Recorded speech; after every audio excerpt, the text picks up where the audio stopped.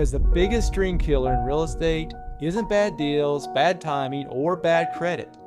It's waiting to be perfect. You think you're being smart, being prepared, being strategic, but what you're really doing is putting your dreams on a shelf labeled "Someday when I'm finally ready."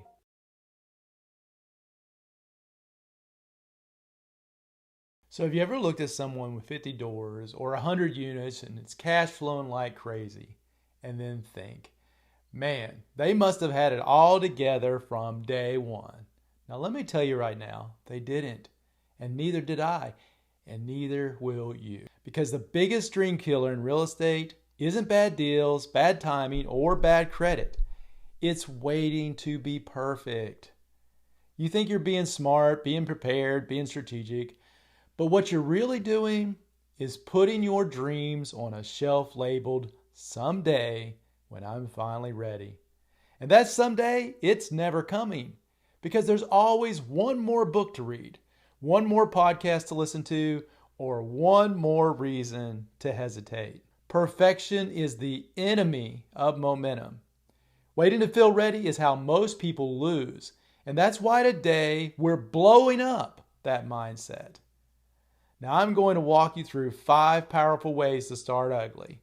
Not someday, not next month, but right now. But you got to wait till the end to hear it. And these are the exact shifts that help me escape analysis paralysis, stop comparing others, and step into real ownership before I had it all figured out. So if you've been stuck in your own head, this episode is your wake-up call. Now let's stop chasing perfect. Let's start building progress, and let's break down how you can start ugly and finish strong. Let's bounce. Let me say it plain. You will never feel ready. Not for your first deal, not for your second, not even for your biggest win. You're not supposed to feel ready. That's the myth, and that's the trap. Think about the biggest moments in your life. That first job, the first kid, your first real, "I can't believe I'm doing this" risk. Were you fully ready? No, you were terrified, but you moved anyway, and that is where confidence is born. Confidence doesn't show up before the action. It is a byproduct of the action. Now we have this backwards because most people, they say, "I'll start when I feel more confident," or "I'll buy it once I learn more." But the fear doesn't leave until you actually move. Clarity comes through action. Certainty comes through doing. Now here's the kicker. The longer you wait to feel ready, the harder it gets to move. That waiting, it becomes the identity. You're not waiting to invest, you're training yourself to hesitate. You are reinforcing the belief that action is scary and perfection is required. Let me break that lie right now.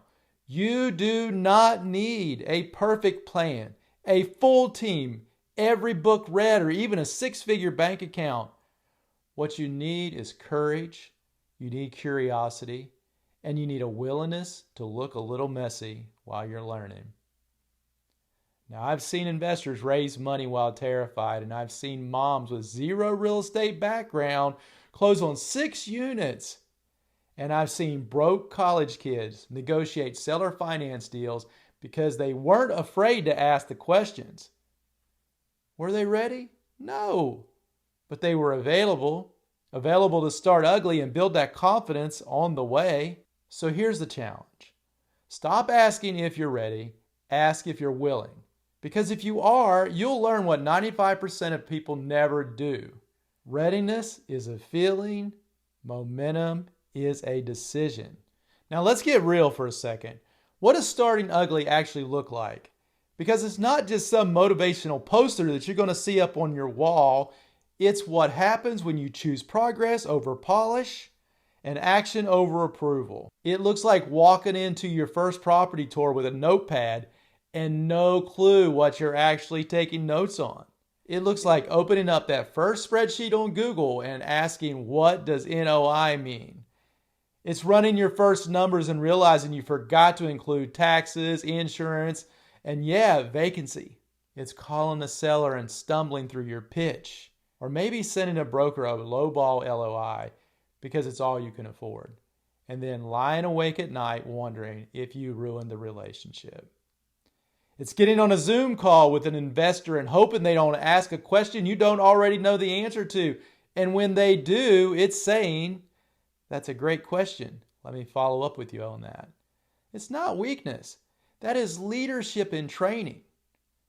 Starting ugly looks like creating your pitch deck before you have a deal, or talking to lenders before your credit is perfect, or walking properties you can't afford yet. Learning the lingo while you're in the game. You don't have to fake it, you just have to face it. Because this isn't about pretending to be something that you're not. It's about showing up anyway, being in the room, even when you feel like the dumbest person in there. And let me tell you something. You're not the dumbest person in the room. You are the bravest. Because everyone else is waiting to feel smart, and you're getting experience. And while everyone else is waiting to feel confident, you're building competence. And while everyone else is watching YouTube videos, you're out there actually creating your own. That's what starting ugly actually looks like. It's the movement. It's the facing of fears. It looks like showing up even when your inner critic is screaming. And it looks like early stages of every investor you've ever admired, just before they become unstoppable. Now let me tell you about my first deal. Not the one you see on Instagram with a fancy kitchen and $400 cash flow per door. I'm talking about the one that actually taught me what this business is all about. Because here's the truth. Your first deal won't make you rich. It makes you ready. Now, I remember walking that property and thinking, I have no idea what I'm doing. The foundation was uneven. The roof needed patching. The tenants weren't exactly thrilled that we were walking through.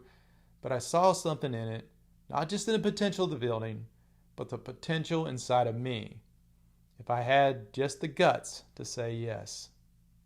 I didn't have the perfect rehab budget, and I didn't know how to underwrite like a pro. And the truth is, I underestimated almost everything. The renovations ran over. The first contractor actually ghosted me, and one of the units stayed vacant for much longer than I had expected. And I questioned myself a lot. But you know what else happened? I learned. I learned how to find the comps, how to talk to those angry tenants, how to negotiate down those bids, and I also learned that I could do those hard things.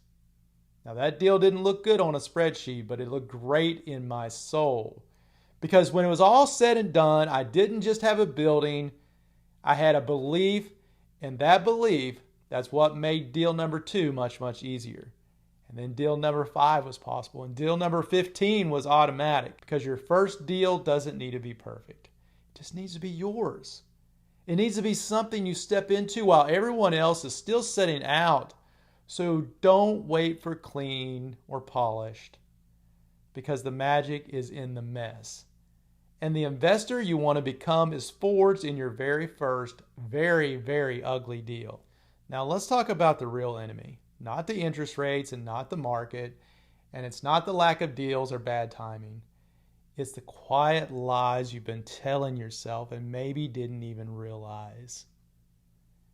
This is the one that eats people alive, and I get it.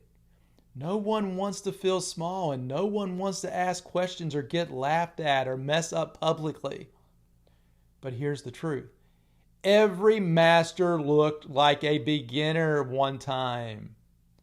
That big-time investor you follow, they fumbled through their first call, and they miscalculated, and they got laughed at, and then guess what? They got the last laugh.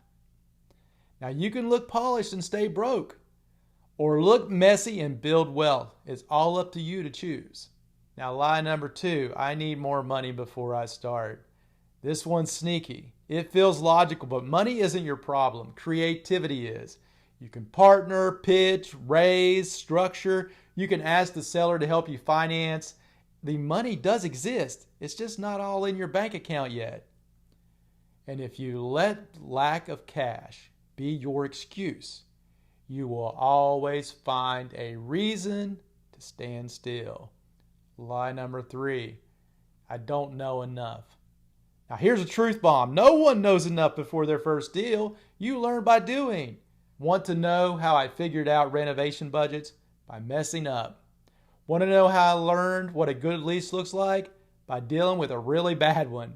You can read books, watch videos, take courses, but nothing replaces what the streets teach you. Knowledge is power, yes, but action is what gives that power direction. You don't need to be an expert, you just got to be engaged. Lie number 4, it's not the right time. Really? Really? When is the right time? When are rates low and when is inventory high and when is life calm and the skies are all blue? There will always be a reason to wait, and there's never going to be a perfect market. You think the winners timed it perfectly? No, they got in and they figured it out from the inside out. Because while you're waiting for the wave, somebody else is already paddling. Lie number 5. I'm just not being realistic.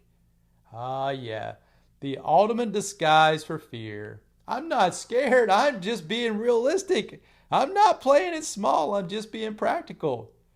But realizing when rooted in fear is just doubt wearing a suit. Dreams don't die from being too big. They die from being shrunk down into something acceptable. So let me challenge you here. What if your realism is just fear with a better brand? These lies, they don't shout, they whisper. And if you don't challenge them, they become your identity. But here's the good news. You can kill a lie with one thing, the truth. And the truth is, you're more ready than you think. You're more capable than you feel, and you are not alone. Every investor who made it started right where you are. So instead of waiting for the lies to disappear, move anyway. And let your courage be louder than your fear. So let's talk about what comes next. Because now that you've called out the lies, you need something stronger to replace them. And this is where the bounce mindset comes in. This is the internal framework I teach to beginners, not just to close their first deal, but to build a life and identity as a real investor. The bounce mindset starts with one idea. Growth beats perfection every single time. Bounce thinkers don't wait to get ready. They build while they move. They understand that deals might fall through, contractors might ghost you, and they might lose money on a learning curve or two. But they also know this. Every deal is data, every misstep is momentum, and every challenge is a chance to upgrade. Now here are 3 core beliefs you need to install today if you want to win. Number 1, I am the kind of person who figures it out. Not the person who waits, not the person who needs hand-holding. You are someone who learns in motion. Number 2, obstacles are part of the process. If you expect it to be easy, you'll quit. If you expect it to stretch you, you'll grow. Bounce thinkers don't avoid problems, they develop the playbooks. Number 3, I don't need to feel confident to take action. This one is huge. You don't wait to feel ready. You move scared and let confidence catch up. That's the bounce mindset in action.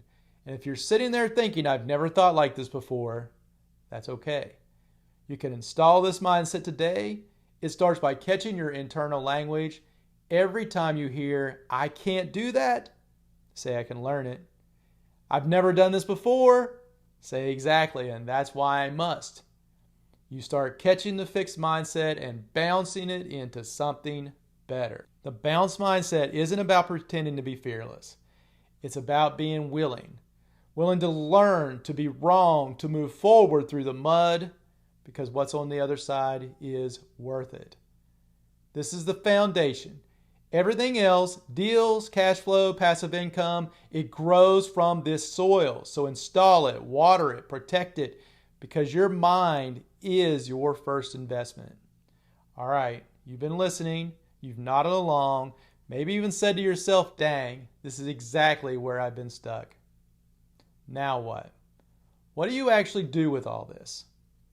Here's how you start ugly today, just as I promised in the beginning. Step 1, pick one market. Not 5, not 10, 1. Research the rents. Look at deals on LoopNet or Crexy. Drive the neighborhoods. Pick one place to focus your attention, because clarity crushes overwhelm. Step 2, talk to someone. One seller, one agent, one investor. You don't need to sound like a pro, just start the conversation. Hey, I'm getting into multifamily. Mind if I ask you a few questions? When you start speaking it, you start becoming it. Step 3, run numbers on a deal. Badly. Yeah, badly. It's okay. Pull something off Zillow, estimate the rents, the expenses, and try to find an NOI and cap rate. You won't get it all right. And that's not the goal. The goal is to engage. Step 4, write your why down. On paper, not just in your head. Why do you want to do this? What happens if you don't start now?